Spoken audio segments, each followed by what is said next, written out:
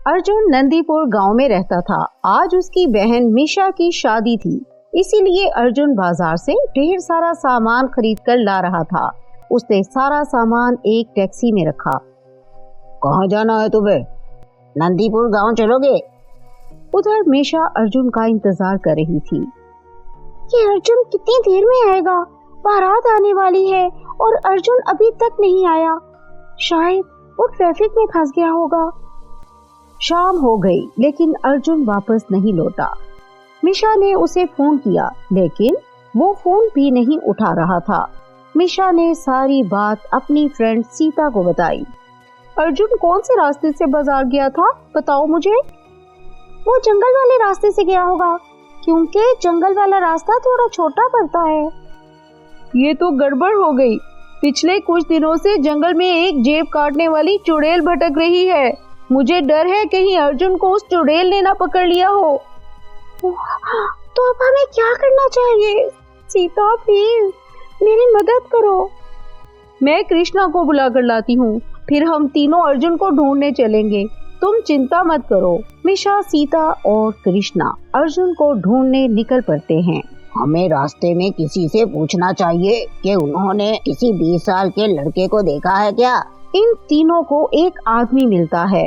Uncle जी, क्या आपने किसी लड़के को यहाँ आते जाते देखा है?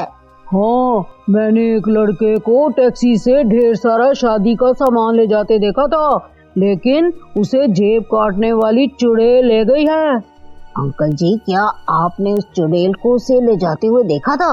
हाँ बेटा, पहले चुड़ैल ने उस लड़के से कहा कि वो उसकी जेब काटना चाहती है, लेकिन लड़के ने अपनी जेब कटवाने से मना कर दिया। इसीलिए चुड़ैल उसे गर्दन से पकड़कर उठाकर ले गई। ये सुनकर मीशा रोने लगी। उसे लगा कि उसका भाई अब कभी नहीं लौटेगा। मेरी शादी वाले दिन मेरा भाई गायब हो गया। बारात आने वाली है। अब हम क्या करेंगे, कैसे करेंगे? तुम चिंता मत करो मीशा, हम अर्जुन को ढूंढ निकालेंगे, चाहे हमें पूरे जंगल में घूमना पड़े। तुम लोग पूरब की दिशा में जंगल में घुसो, चुड़ैल शायद उसी तरफ रहती है। कोई तुम्हारी जेब काटने को कहे तो मना मत करना।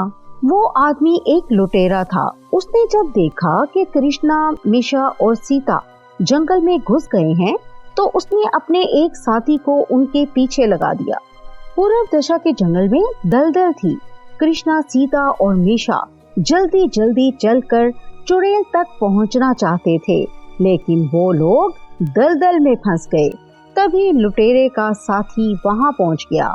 मुझे तुम्हारी जेब काटनी है। तुम मेरी जेब काट लेना, लेकिन पहले हमें इस दलदल से बाहर तो निकालो। आदमी उनकी दलदल से निकलने में मदद करता है। कृष्णा उसे अपनी जेब काटने देता है। तीनों आगे बढ़ते हैं। उन्होंने देखा कि शादी का सारा सामान भी वहीं रखा हुआ था। अगर तुम मुझे जेब काट लेने देता तो मैं तेरा मांस नहीं खाती, लेकिन तूने जेब कटवाने से इनकार कर दिया। अब मैं तुझे खा जाऊंगी। चुड़ैल ने अर्जुन को उल्टा लटका रखा था। तुझे भूनकर हरी चटनी से तेरा मांस खाऊंगी। मुझे मत मारो, आज मेरी बहन की शादी है, मेरा वहाँ जाना बहुत जरूरी है। बारात आने वाली होगी, तुम तो जानती ही हो शादी में कितने पैसे खर्च होते हैं, इसीलिए मैंने तुम्हें जेब काटने के लिए मना कर दिया था। तुम लोगों की जेब क्यों काटती हो? तभी कृष्णा, सीता और मीशा चुड़ैल के पास पहुंचते हैं। मेरे पिताजी एक जेब कतरे थे। एक बार मैं छोटी थी तो मेरे पिता ने एक आदमी की जेब काटने की कोशिश की। उस आदमी ने मेरे पिताजी को पकड़ लिया और उनको डंडे से खूब पिटाई लगाई। उन्होंने इन्हें इतना ज्यादा मारा कि उनकी मौत हो गई।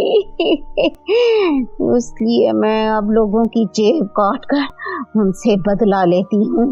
जो अपनी जेब कटवाने से इनकार करता है, मैं उन्हें कच्चा चबा कर खा जाती हूँ। चुड़ैल, मेरे भाई को छोड़ दो। अगर तुम चाहे तो मेरी जेब काट सकती हो, मेरे सारे गहने ले लो। तेरे पास भी जेब नहीं है, जेब तो आदमियों के पास होती है। कोई बात नहीं, अगर तुम्हें पैसे चाहिए तो तुम गहने ले लो, लेकिन अर्जुन को छोड़ दो। मेरी शादी है, मैं उसकी बहन हूँ। अगर तुम अर्जुन को मार दोगी तो मैं भी यही मर जाऊंगी, अपनी यही जान दे दूंगी। तुम्हारे पिता के साथ जो भी हुआ हमें उसका बहुत अफसोस है, लेकिन इसमें अर्जुन मेरा कोई दोष नहीं है। चुड़ैल को उन लोगों पर दया आ जाती है और वो कहती है, दोष तो मेरा और मेरे पिताजी का भी नहीं था, कुछ भी नहीं था, बस हम गरीबी में पैदा हुए थे, इसीलिए जेब काटते थे। ले जाओ अपने अर्जुन को। चुड़ैल तुम बहुत अच्छी हो, तुम्हारे पास भी दिल है। हम हवन करवाएंगे ताकि तुम्हारी आत्मा को शांति मिल सके और तुम दोबारा इंसान के रूप में जन्म ले सको। मेरी शादी है, आज तो मेरी शादी में जरूर आना। इतना कहकर वो लोग अर्जुन को लेकर वहाँ से चले जाते हैं। मीशा की शादी हो जाती है और वो खुशी खुशी रहने लगती है। तो दोस्तों, कैसी लगी हमारी कहानी? कमेंट करके अपनी राय का इजहार जरूर करें। हमारे चैनल को लाइक, शेयर और सब्सक्राइब करें और बेल आइकॉन जरूर दबाएं ताकि हमारी नई वीडियो आप तक बर वक्त पहुंचे।